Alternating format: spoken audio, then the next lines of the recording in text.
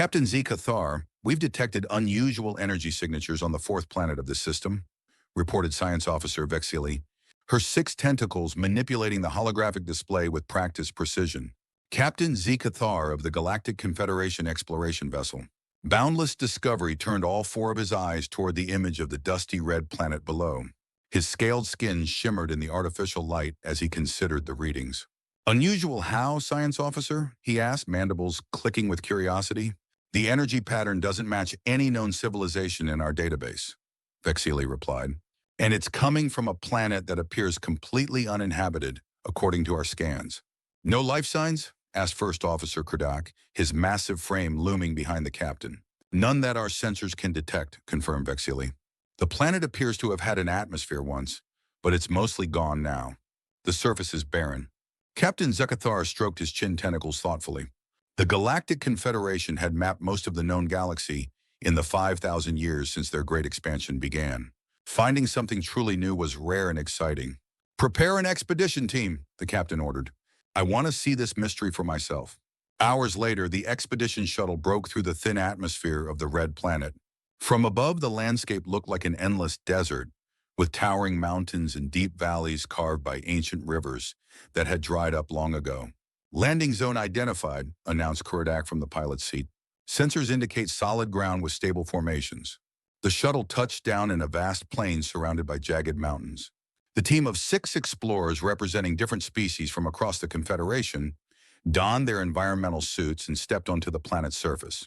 Gravity is 0.38 of Confederation standard, reported Vexili, checking her instruments. Atmosphere is thin, mostly carbon dioxide. Temperature is minus 23 degrees. Fan out, ordered Captain Zikthar. Standard search pattern. Stay in communication range. The team spread across the dusty plain, their boots leaving clear footprints in the fine red dust.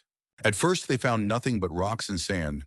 But then, Security Officer Grun, a hulking Terran with thick gray skin, called out over the communication system. Captain, I found something strange over here.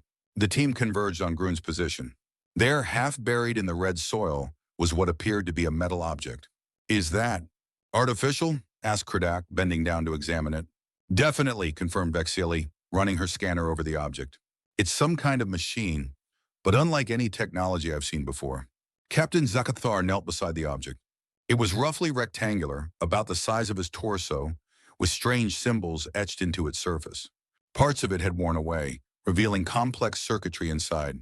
Can you translate these symbols? He asked Vexili. The science officer adjusted her scanner. They don't match any language in our database. This could be from a previously undiscovered civilization. Look, exclaimed Communications Officer Prill, pointing toward a nearby ridge. There's more over there. The team followed Prill's gesture and saw what appeared to be the top of a structure protruding from the red dirt. They approached cautiously, their excitement growing with each step. It looks like a building, said Kradak, an ancient one. Using their equipment, the team began to clear away the dust and debris covering the structure. As more of it became visible, they realized it was far larger than they had initially thought. What they had uncovered was just the tip of a massive complex buried beneath the surface. This is incredible, whispered Vexili. According to my scans, this structure extends at least half a kilometer in each direction beneath the surface. Can we get inside? Asked Captain Zukthar. Grun, who had been examining the exposed portion of the building, called out, I think I found an entrance, Captain. The team gathered around what appeared to be a sealed doorway. The metal was unlike any they had encountered before, smooth, dark material that seemed to absorb rather than reflect light. No visible handles or access panels, noted Kradak. Vexili ran her scanner over the door. There's a weak power signature coming from inside. This place might still have functioning systems after all this time. Captain Zakathar made a decision. Grun, can you open it? The security officer nodded and retrieved a portable cutting tool from his pack. Stand back, he warned. The team moved away as Grun activated the tool. A bright beam of concentrated energy shot forth, striking the door, and reflected harmlessly off the surface. What the? Grun exclaimed, nearly dropping his tool in surprise. Try again, ordered the captain. Grun adjusted the settings to maximum power and tried once more. Again, the energy beam simply bounced off without leaving so much as a mark. Impossible, muttered Vexili. That tool can cut through battle-grade durasteel. Before anyone could comment further, the ground beneath them trembled slightly, and a deep humming sound emanated from the structure. "Everyone back!" shouted Kradak, but it was too late. The door, which had remained impervious to their cutting tool, suddenly slid open with surprising smoothness. Lights flickered on inside, illuminating a long corridor that extended deep into the structure. "How?" began Prill, but she fell silent as they all stared in wonder. "It must have detected our presence somehow," suggested Vexili. Captain Zekathar's communication device crackled to life with the voice of the ship's AI. "Captain, we're detecting a massive power surge from your location. Sensors indicate awakening systems throughout the structure and beyond." "Beyond," repeated the captain. "Yes, Captain. Whatever you've activated appears to be connecting to other structures across the planet's surface. They're all coming online." The team exchanged nervous glances. What had they stumbled upon? "Proceed with caution," ordered Captain Zakhtar, and they stepped into the ancient building. The corridor they entered was surprisingly clean, as if the facility had been sealed against the harsh conditions outside. The walls were lined with panels displaying more of the strange symbols they had seen earlier. "This place must have incredible preservation systems," remarked Vexili. "Based on the dust accumulation outside, it should be thousands of years old at minimum." "Look at these markings," said Prill, examining the walls. "They're unlike any writing system I've encountered." As they moved deeper into the structure, the corridor opened into a large chamber filled with what appeared to be control stations and display screens. Remarkably, some of the screens were still functioning, displaying scrolling text in the same unknown language. "This is advanced technology," said Kradak, examining one of the stations, "even by Confederation standards." "But who built it?" wondered Captain Zakhtar aloud. "And what was it for?" Vexili approached a central console that seemed different from the others. It was larger, with a prominent display screen and what appeared to be an interface panel beneath it. "Captain," she called, "I think this might be the main control system." As the team gathered around the console, they noticed something peculiar. Unlike the other stations, this one had images as well as text images that made them all stop and stare. "Are those?" began Kradak, unable to finish his sentence. "Bipedal creatures," confirmed Vexili. "2 arms, 2 legs, a single head. Similar to the Sarishan people," noted Prill, referring to one of the Confederation's member species. "But different." The images showed creatures that walked upright, with no scales, feathers, or tentacles. They had flat faces with 2 eyes, a nose-like protrusion, and a mouth. They appeared to have hair on their heads but nowhere else, and they wore coverings over their bodies. "What are they?" asked Grun. "I don't know," admitted Vexili. "They're not in our database." Captain Zakathar stepped forward, his curiosity overcoming his caution. He reached out to touch the console. "Captain, wait!" warned Kurdak, but it was too late. As the captain's scaled finger made contact with the interface, the entire chamber hummed to life. The central display screen flickered, and suddenly they were facing what appeared to be a recorded message. One of the creatures from the images appeared on the screen, looking directly at them. It began to speak in a language none of them understood, but to their astonishment, a translation appeared beneath the image in perfect Confederation standard. "Greetings, explorers. If you are seeing this message, it means you have discovered one of our outposts, and our automated systems have determined that you possess sufficient technology to understand this communication. I am Professor Elena Chen, lead researcher of the Mars Preservation Project. What you have found is one of the last repositories of human knowledge and technology." "Human?" whispered Prill. "I've never heard of such a species." The message continued. "Humanity originated on the 3rd planet of this solar system, which we called Earth. By the time you discover this message, Earth may no longer exist as you know it, and our species may have evolved beyond recognition or perhaps faced extinction. This facility was designed to preserve our knowledge and achievements for future generations, whether they be our descendants, or as in your case, other intelligent life forms." The team exchanged amazed looks. They were witnessing a message from a long-dead civilization, one that had anticipated the possibility of other intelligent life discovering their legacy. "Our science allowed us to journey to the stars, terraform hostile environments, and even extend our lifespans beyond what nature intended.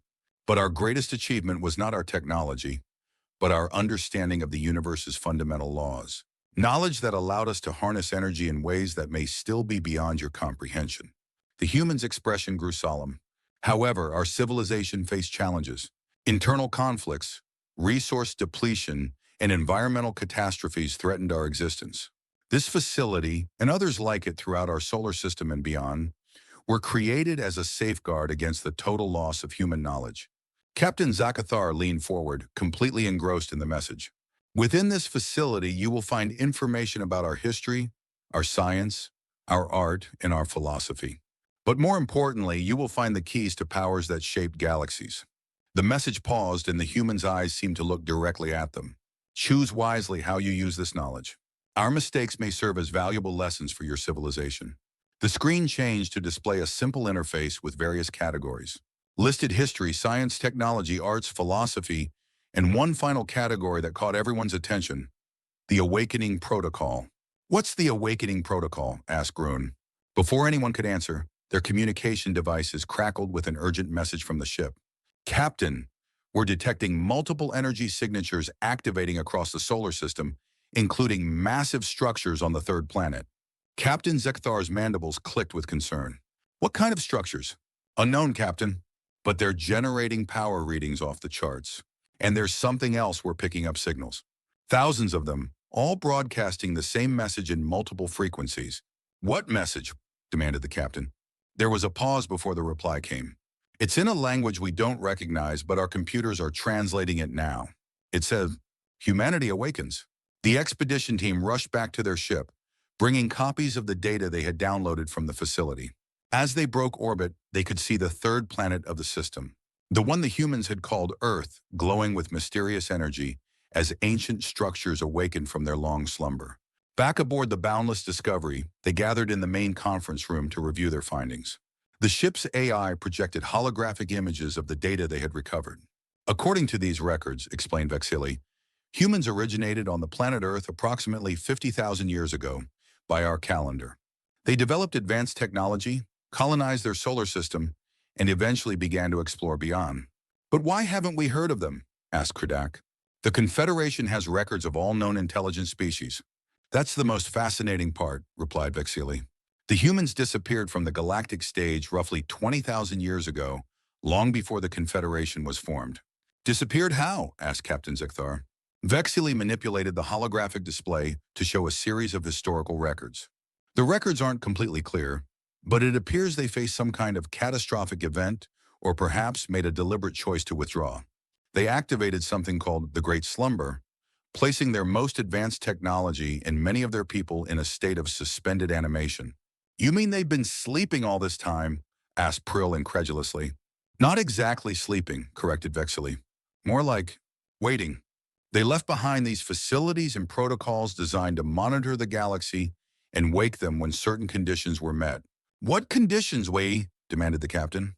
Vexili looked uncomfortable. It seems our arrival and our attempt to access their facility triggered the awakening sequence. The humans programmed their systems to revive their civilization when sufficiently advanced aliens discovered their outposts. The implications of this were just beginning to sink in when the ship's sensors sounded an alarm. On the main view screen, they could see a massive energy signature emanating from Earth. The planet's surface was transforming before their eyes, with vast cities rising from beneath the oceans and landmasses reconfiguring themselves. Incredible, whispered Kradak. They built their cities to be submerged or buried for preservation. Captain, called the navigator, we're detecting ships launching from Earth and the other planets in the system. Hundreds of them. No, thousands. Are they hostile? Asked Captain Zekthar. Unknown, sir. They're not engaging weapon systems, but they're moving at speeds our sensors can barely track.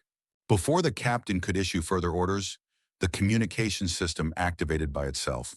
The view screen changed to show one of the humans similar to the one they had seen in the recorded message, but wearing different clothing. Greetings, explorers of the Galactic Confederation, said the human in perfect Confederation standard. I am Admiral James Chen, descendant of Elena Chen, whose message you discovered on Mars. On behalf of humanity, I thank you for awakening us from our long slumber. Captain Zekathar stepped forward. I am Captain Zekathar of the Confederation vessel, Boundless Discovery. We mean you no harm. The human smiled, a gesture that involved pulling back the lips to reveal small, flat teeth. We know, Captain.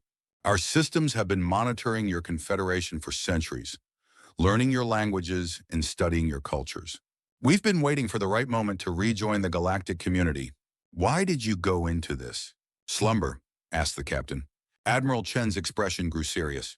20,000 years ago, humanity reached a crossroads. Our technology had advanced to the point where we could reshape planets, harness the energy of stars, and even manipulate the fabric of space-time itself. But we were also plagued by internal conflicts and moral questions about the responsible use of such power. The human continued.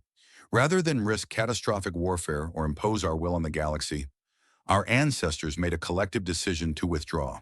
They placed our most advanced technologies and a significant portion of our population in stasis, while allowing others to continue living simpler lives on colony worlds. They programmed the Awakening Protocol to activate when the galaxy had developed enough for our return to be beneficial rather than destructive. "And you believe that time is now?" asked Kredak skeptically. "Your confederation has achieved remarkable stability and ethical governance," replied Admiral Chen. "Your species work together despite your differences. We believe we can now share our knowledge and join your community without disrupting the balance." Captain Zikthar was stunned. The humans had been watching and evaluating the Confederation all along, waiting for the right moment to reveal themselves. "Admiral," he said carefully, "you mentioned technologies beyond our comprehension. What exactly are we talking about?" Admiral Chen's smile returned. "Perhaps it would be easier to show you. With your permission, we'd like to invite your crew to Earth as our guests. There's someone there who can explain everything better than I can." The Boundless Discovery was escorted to Earth by several sleek human vessels that moved with impossible grace. As they approached the planet, Captain Zekathar and his crew marveled at the transformation they witnessed. What had appeared to be a mostly water-covered world with scattered landmasses was now revealed as something far more spectacular. Vast cities gleamed beneath crystal domes, some floating on the oceans, others rising from the land in elegant spirals. The entire planet hummed with energy that their sensors could barely measure. "It's beautiful," whispered Prill, as they descended toward a massive structure that seemed to serve as some kind of central hub. Their shuttle was guided to a landing platform, where they were greeted by a delegation of humans led by Admiral Chen himself. The Confederation explorers were surprised to find that they could breathe the atmosphere without their suits. "We've adjusted our environmental controls to accommodate your physiology," explained the Admiral. "One of the benefits of having studied your species for so long." Captain Zekathar and his team were led through gleaming corridors filled with technology that defied their understanding. Humans of various appearances moved about, some accompanied by machines that seemed almost alive. "Where are you taking us?" asked the captain. "To meet the Guardian," replied Admiral Chen, "the one who has watched over humanity's slumber and guided our awakening." They entered a vast chamber, unlike anything they had seen before. The walls seemed to shift and change, displaying images of stars, galaxies, and strange landscapes. In the center stood a human figure, but one that seemed somehow different from the others, more vibrant, more present. "Welcome, travelers," said the figure in a voice that seemed to come from everywhere and nowhere at once. "I am the guardian of humanity, once known as Dr. Alexander Voss. Though my physical form died long ago, my consciousness was preserved to guide humanity's future." "You're an artificial intelligence?" asked Vexili, her scientific curiosity overcoming her awe. The Guardian smiled. "Not exactly. I am a human consciousness that chose to transcend biological limitations. Neither fully machine nor fully human, but something in between, a bridge between worlds." Captain Zekathar stepped forward. "Guardian, we were told you could explain humanity's place in the galaxy." "Yes," replied the Guardian. "Please observe." The chamber darkened, and suddenly they were surrounded by a three-dimensional representation of the galaxy, stars swirling around them in breathtaking detail. 50,000 years ago," began the Guardian, "humanity emerged from Earth and began to explore the stars. We discovered that we were among the first intelligent species to achieve interstellar travel in this region of the galaxy."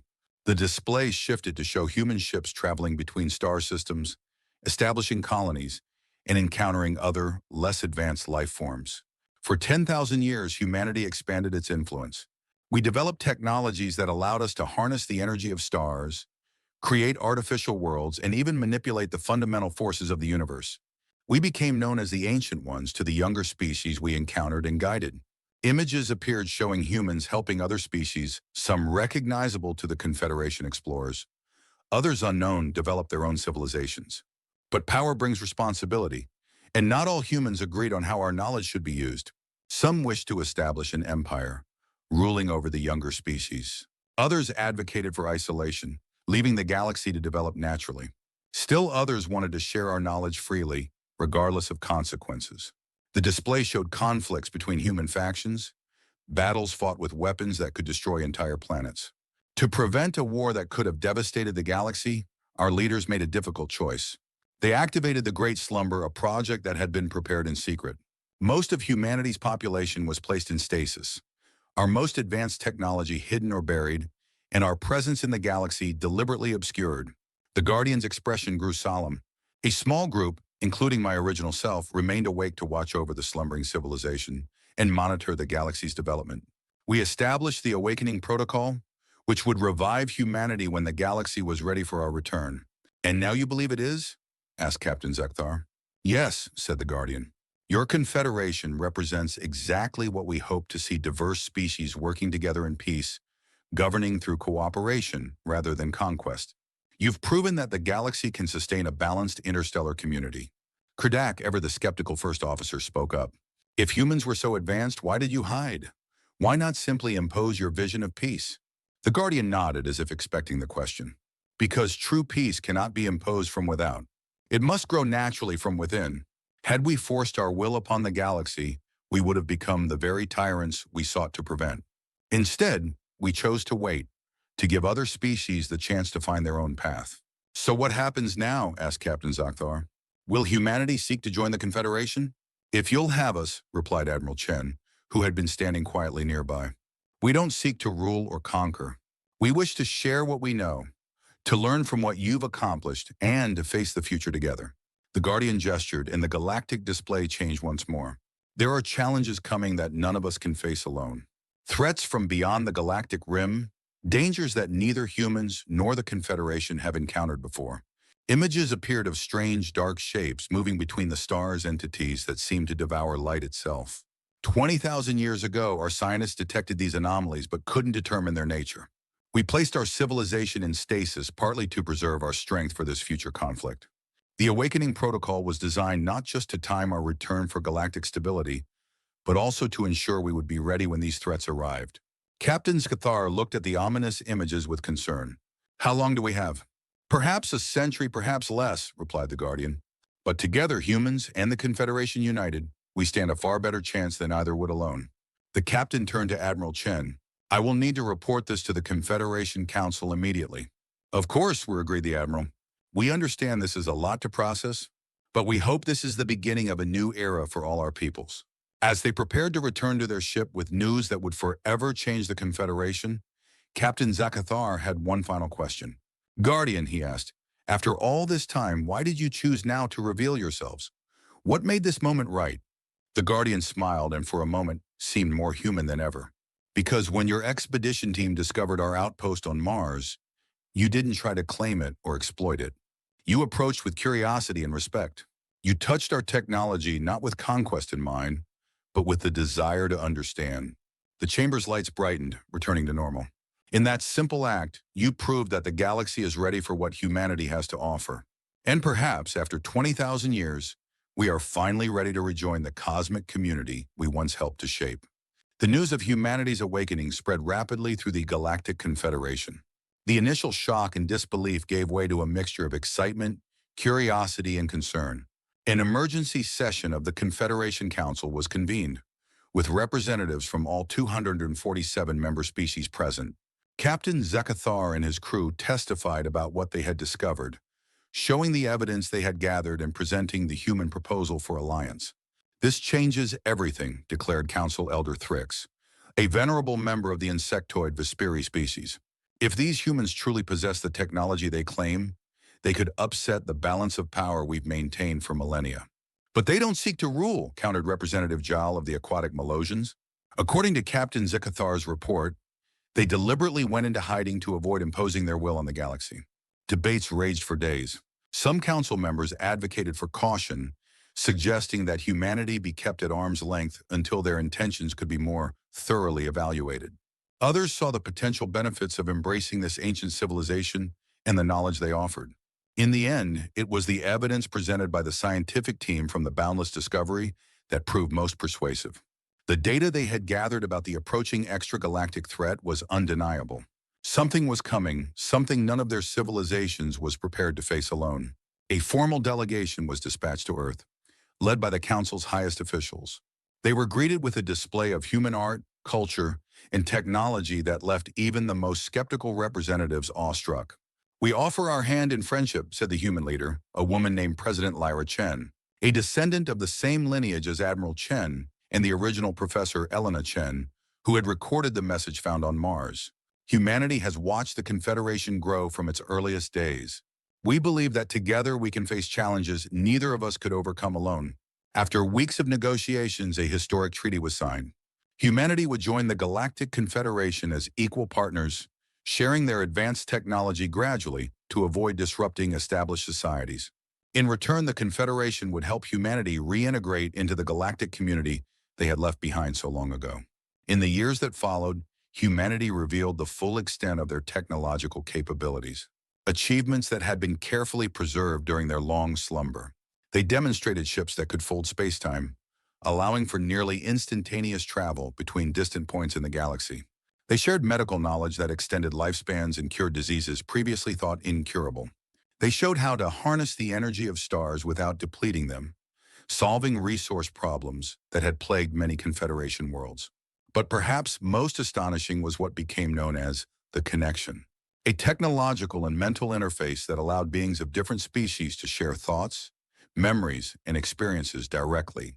This technology bridged gaps between species that language alone could never cross, creating understanding where misunderstanding had often led to conflict. "The connection was humanity's greatest achievement," explained Dr. Ilara Voss, a descendant of the original Guardian who had greeted Captain Zekathar and his crew.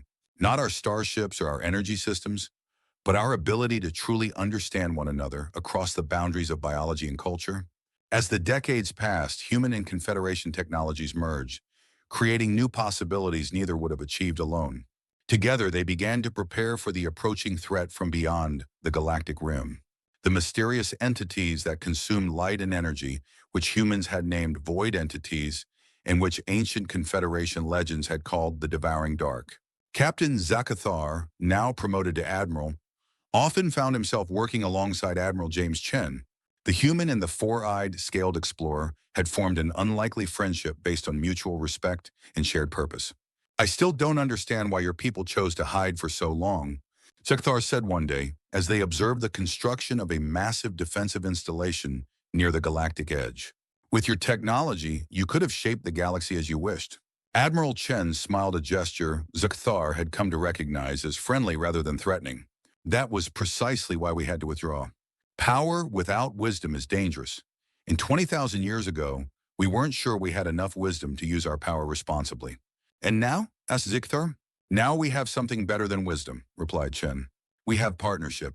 Your people bring perspectives and ideas we never considered. Together, we're stronger than either of us would be alone." As they watched the joint fleet of human and Confederation ships maneuvering in formation, preparing for the battle they knew was coming, Admiral Chen added, "That was the ultimate secret my ancestors preserved. Not the technology or the knowledge itself, but the understanding that true strength comes from diversity and cooperation, not from domination or isolation." Admiral Zikthar's mandibles clicked in what humans had learned was his species' equivalent of a thoughtful nod. "It seems your ancestors were wise after all." "They hoped to be," said Chen, "and they hoped that one day, when humanity awakened, we would find friends among the stars."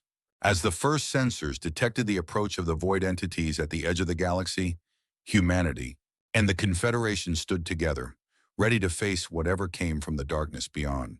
The long-sleeping giants had awakened just in time, and the galaxy would never be the same.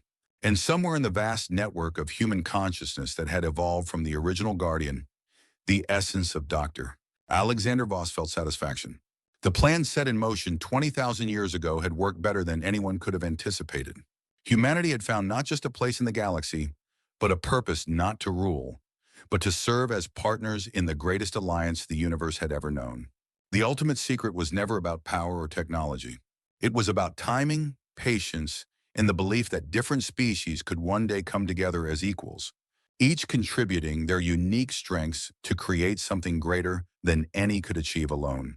As the combined fleet moved to intercept the approaching threat, Admiral Chen gave the order that would begin the next chapter in galactic history. All ships advance together. For humanity, for the Confederation, for our shared future. And across thousands of vessels, Beings of hundreds of species responded as one. Together we stand. Together we fight. Together we will prevail. The ancient humans had awakened, and the galaxy was stronger for it.